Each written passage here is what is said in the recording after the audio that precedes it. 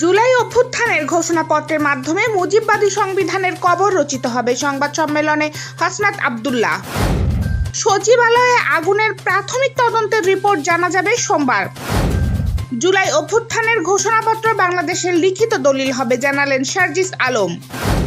3 দফা দাবিতে জাহাঙ্গীর গেটের সামনে অবরোধ করেছেন সামরিক বাহিনী থেকে চাকরিচ্যুত ও জোরপূর্বক অবসরপ্রাপ্ত কর্মকর্তারা। ভাতা বাড়ানোর দাবিতে ট্রেইনি চিকিৎসকদের শাহবাগ মোড় অবরোধ। আপাতত 30,000ই থাকছে ভাতা, জুলাই থেকে 35,000। শেরপুরে বাস সিএনজি অটোরিকশা সংঘর্ষে 6 জন নিহত। দক্ষিণ কোরিয়ায় বিমান বিধ্বস্তে নিহত 179। এবং কাল পর্দা উঠছে দেশের একমাত্র ফ্র্যাঞ্চাইজি ক্রিকেট টুর্নামেন্ট বিপিএল এর।